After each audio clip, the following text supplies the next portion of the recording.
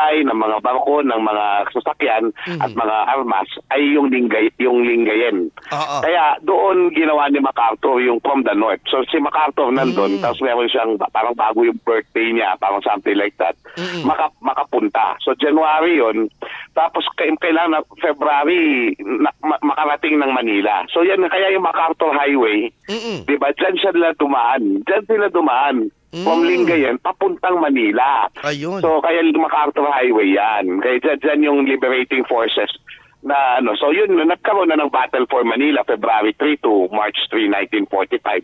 Kung saan marami ang namatay.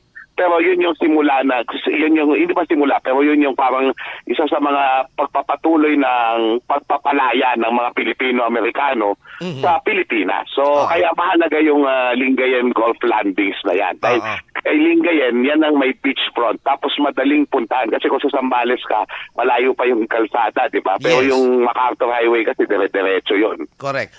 Doc Chow, medyo ano dito, tawag nito parang kung sa pag-analisa ng kasaysayan, marami nagki-claim dito sa San Fabian, dito sa Dagupan, dito sa sa mismong Lingayen na beachfront.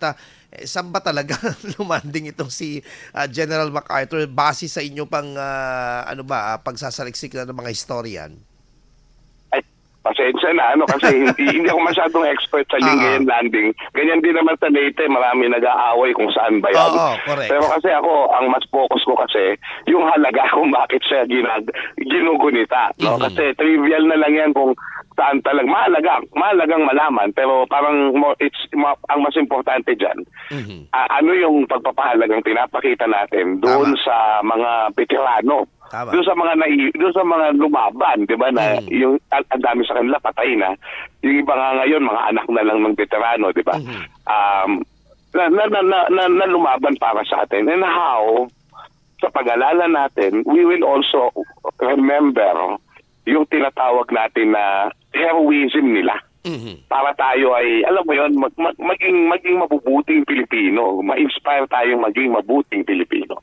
Sa kabilang banda naman, isa rin sa dito, sineselebrate, kino-memorate natin dati na tuwing January 9, itong translasyon, taon-taon ito, at milyon na mga deboto ang pupunta.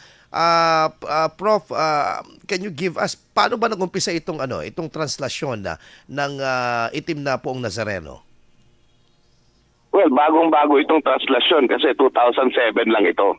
Pero kasi yung translasyon, ito yung transfer from Luneta to Quiapo. Kaya traslat yun. Pero yung posisyon ng Quiapo, 200 taon nang nangyayari yun from 1700. No? So, yun yung ating ginugunita. Yung para siyang in honor of the end of the novena to the Jesus Nazareno. Okay. So ito is po ito, no? Gaano kahalaga ito sa mga faithful Catholic yung mga ganitong klase po ng feast? Thank you. Yes. Mahalaga to kasi parang yung pagsamba ng sama-sama ng mga Pilipino. Napakahalaga noon na maipakita natin kasi pag nagsasama-sama yung mga Pilipino, pag sumasamba, iba yung pakiramdam. Nagkakaroon ng parang bayadihan. At yun yung hindi natin naiintindihan minsan. Kaya nga, na-kumbinsi akong pag-aralan yung translasyon ng Poong Jesus Nazareno ng Quiapo. Kasi sinasabi nila, yung mga Pilipinong magugulo. Pero yun pala, may ayos pala. May bayanihan pala na nangyayari. May magugulo, of course. Wala namang sinabing hindi, di ba? Pero ibig sabihin, in general, mayroong logic, yung chaos, kumbaga, na kailangan lang natin suriin, pag-aralan ng mabuti. No?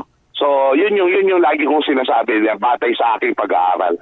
Na sana yun, makita din natin yung halaga sa perspektibo ng mga deboto nung kung ano yung ginagawa nila kapag translasyon ng Poong Jesus Nazareno ng Quiapo. Opo. Panghuli na lamang po, Doc Chow. Ito po bang imahe po, konting trivia naman po dito. Ano po bang original po ito? Saan po ito nagmula? At yung po bang nilalabas po ito po yung lahat po ito, original po itong buong katawan po ng poon po? yung original image sa galing Mexico, wala na yun eh. Kasi nung tumating sa Pilipinas yun, dinala sa Luneta and then dinala sa Intramuros. Nasunog yun nung World War II. Mhm. So what we believe is there is another replica, newer but it's also very old, no? 1700s. Mhm. Ang nailagay sa Quiapo. So matandang imahen ang pwede natin itawag dyan. Now, hinati yan. Noong 1980s dahil para hindi masira ng todo-todo. So yung tinatawag na venerado image, ito yung nasa altar mayor, ito po yung ito yung original ang ulo bago ang katawan. Mhm. Yung Okay. pinoposisyon, yung nilalabas, ang tawag dyan, bikaryo. Yun yung original ang katawan pero bago ang ulo. So yun po yung umiikot ngayon na ngayong mismong oras na ito sa posisyon ng Poong Jesus Nazareno ng Quiapo. Opo, sa kasaysayan po ng mga translasyon, inaabot ba ng ilang oras ito, Prof? Well, nung naging translasyon na siya, komplikado kasi yung pinakamatagal 22 hours umaabot, no? Medyo matagal. Pero yung recently, maikli yung last year yata, parang 15 hours.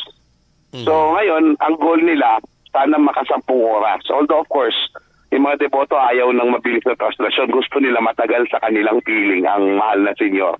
So titingnan natin kung anong pangyayari ngayong araw na ito, kung mapapatupad nila. Kasi yung pagsampa-sampa mababawasan daw dahil sa disenyo ng andas. Okay, sige po. Prof. Chow, ito pong translasyon po na ito, talagang marami po mga kwento ng milagro, marami ang mga kwento ng tumatag ang pananampalataya. Mensahe na lamang po sa inyong mga kapwa deboto din, syempre, na naniniwala sa mirakulo ng Poong Nazareno. Ako naman, nung pinag-aralan ko to, ako ay parang Protestant Christian na kasi ako eh.